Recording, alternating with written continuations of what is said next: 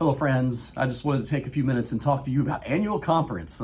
Annual conference is taking place this year, June 4th through June 7th in Owensboro, Kentucky. And of all of the things that are going to be taking place at annual conference this year, you are most likely to hear about the one thing that's happening that will possibly be covered by the news media, and that is the disaffiliation of a large number of churches from our denomination this year at annual conference. So there's going to be nearly 300 churches leaving our denomination this year. And the reason for that is that several years ago, there was a provision added to our United Methodist Book of Discipline that allows churches to leave our denomination over matters of conscience regarding human sexuality. So again, nearly 300 churches in Kentucky have made that decision, and it's all happening right now because that provision, it's about to expire this year. So that's why we have a large number kind of all at once. I wanted you to hear this from me because I know that that's a startling number. It's a jarring number. And if you've been a United Methodist for very long at all, like I have, it's a sad moment in the life of our conference. It's a sad and difficult season in the life of our denomination. I also know that upon hearing this news that some of us might be understandably concerned. And I want you to hear from me that this change, while it is a large number of churches leaving, it will have no impact on Christchurch. It will have no impact on our day-to-day operations, on our mission and our ministry of becoming living proof of God's love, one person at a time. And while our annual conference will figure out, and it is figuring out what this means for it, we will still have an annual conference. We're going to have an annual conference that week, even after the disaffiliations. We're going to have an annual conference as an organization, and they have been making plans to figure out how for us to continue to be in connectional ministry going forward. So I wanted to assure you of that. It matters to us, of course. We're a connectional church. It's sad. Our prayers are in the midst of this, but we're okay.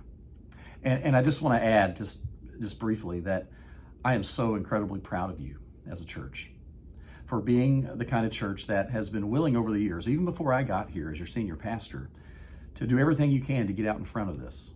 You've done the hard work of talking about this, of listening to God and each other, of praying and discerning, and you've made some decisions along the way that are the right decisions. You've made a decision to really try to be a church for everybody. You've recognized that so much of what we find wonderful and lovely about Christchurch United Methodist, it stems from our United Methodist practice and theology. And so you've decided to remain United Methodist through this.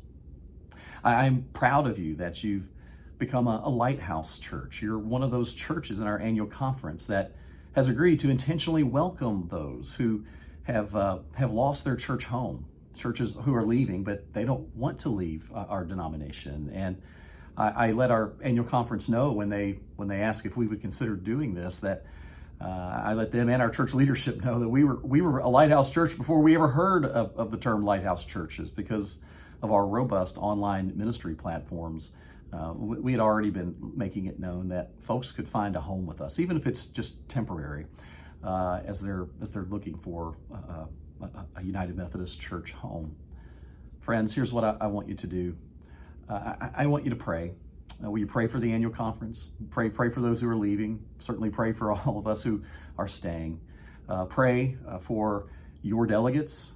Pray for Beth Dixon and Emily Morgan and Craig Reynolds. Also, Leanne Hadley and Leanne Maynard, along with myself. Those are your lay and clergy delegation to annual conference this year. I also want you to be in prayer for those who are just really grieving right now. And also be always ready on Sunday morning to welcome folks that you don't know, welcome folks who are new with a warm smile and a warm greeting. We're seeing more and more of those folks these days. And what a joy it is to see our church regather and rebuild and move forward. Make sure you're going about the work of being faithful to inviting your family and your friends and those in your sphere of influence who might have any interest at all of connecting with God through the church to come right here to Christchurch and be blessed, even as you are already being blessed. Friends, I'm grateful that in the midst of a world that is shattering and finding all kinds of ways of falling apart. You're trying to be the kind of place that welcomes everybody. You're trying to be the kind of place that gathers all around the table of our Lord Jesus Christ and be one under him. Well, God bless you. I love you, and we'll see you soon.